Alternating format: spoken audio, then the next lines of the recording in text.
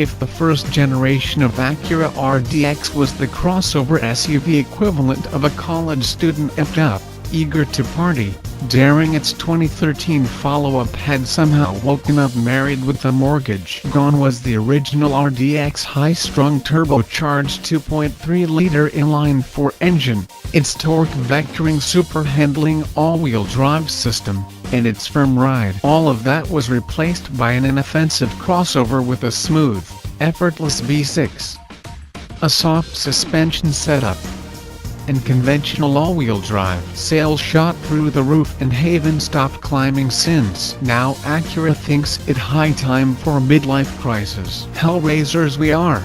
The news is welcome. Just look at the 2019 RDX prototype here. We putting quotes around the term prototype because this SUV is a set of regular sized door mirrors and slightly smaller wheels away from the one that will go on sale later this year. Acura is returning the RDX to its turbocharged, super handling roots and gifting it a buff, good-looking new body and a snazzy interior with an all-new infotainment system controlled by a touchpad. It all part of Operation Make Acura Not Boring Again, a term we just made up for the brand attempt to create a more focused lineup with sexier appeal than in the recent past. The NSX supercar was the first example of turning a new leaf. The RDX will be the first volume product to pick up the torch. Turbo thrusty, oh so lusty because every new vehicle redesign seemingly must incorporate a size increase. The RDX grows relative to its predecessor Acura HAS and released all the dimensions for this prototype, let alone the production model, but tells us the crossover wheelbase is 2.5 inches longer. That would place it on the large side for the compact luxury class, and Acura promises that backseat space and cargo volume will be class-leading. We poked and prodded and sat in the rear seat of the prototype for ourselves, and although roomy, it does and seemed to live up to those claims. Final judgment will have to wait for Acura release of the final product. More exciting than dimensional minutiae is the way the new RDX looks. As the first Acura vehicle designed from the outset around the brand new pentagonal grille design, the RDX wears it best. Other styling cues picked up from Acura Precision Concept from 2016 also work well, including the bold fender bulges, spur-like hood creases, and pointed headlights and taillights. It all combines to form a shape that is both sporty and upscale. Acura has packaged similarly appealing hardware beneath this canvas. A turbocharged 2.0-liter inline-4 engine mates to a new 10-speed automatic transmission, the two items borrowed from Honda excellent of late parts bin. Output figures still are forthcoming, but in the Accord sedan, this engine makes 252 horsepower and 273 lb-ft of torque. Those numbers would place the RDX in the thick of its four-cylinder competitors such as BMW X3 xDrive 30i, Audi Q5 2.0T, and Mercedes-Benz GLC 300. While the outgoing RDX V6 produced more power 279 ponies, it made less torque 252 lb-ft and had only 6 forward gears to work with.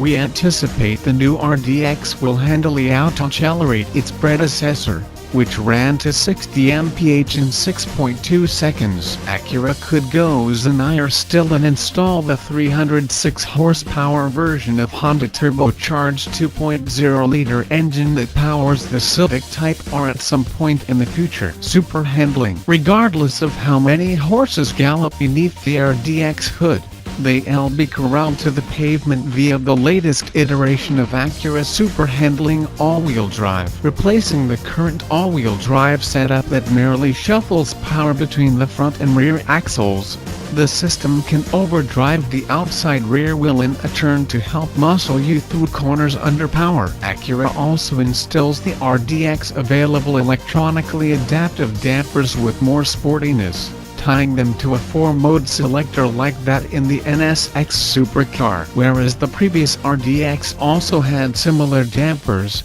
they were tuned for comfort.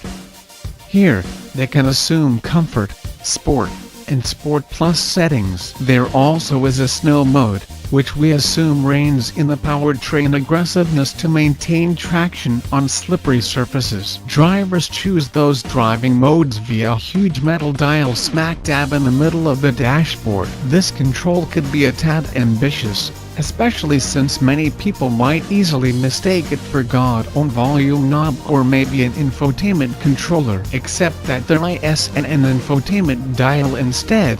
The RDX new 10.2-inch dashboard display is manipulated via a touchpad on the center console. The big difference with Acura's system is that the pad controls the infotainment screen with a one-to-one relationship, meaning finger taps in, for example, the upper left corner of the pad immediately manipulate controls in the upper left corner of the display, and the screen is in a touch screen unit.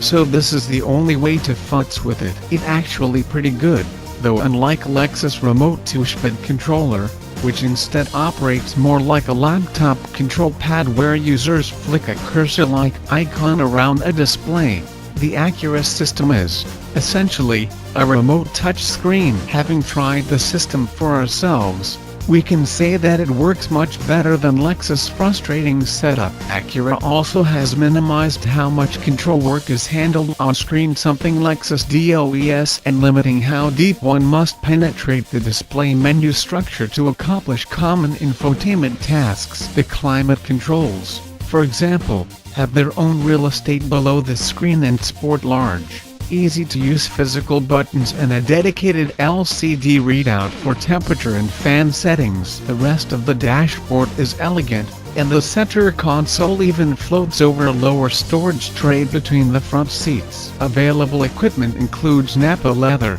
wood trim, a head-up display, and a 16-channel, 710-watt ELS audio system. Every 2019 RDX will have a panoramic sunroof as standard, along with the Acura Watch batch of driver assist tech on the current RDX. This includes automated emergency braking, adaptive cruise control, and lane keeping assist. Buyers also will be offered blind spot monitoring, a 360-degree view camera, an onboard Wi-Fi hotspot with a 4G LTE data connection, and front and rear parking sensors. Acura even promises that a sportier A-Spectrum level will be in dealerships from the get-go. Acura pride in this RDX being its most extensive redesign in more than a decade says a lot about the malaise the brand is working to eradicate from its lineup. Think back to the 1990s, when Acura sold the Integra Compact and the NSX along with the slick TL and the classy Legend.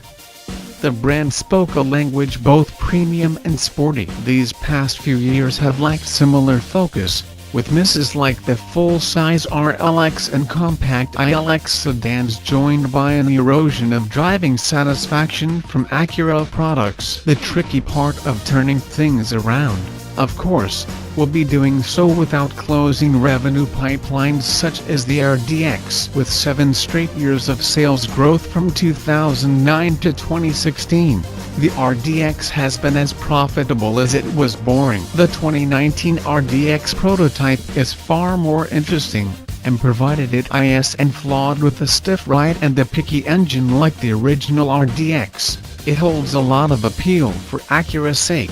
Let's hope the slick prototype is indicative not just of its latest compact luxury crossover but its new direction.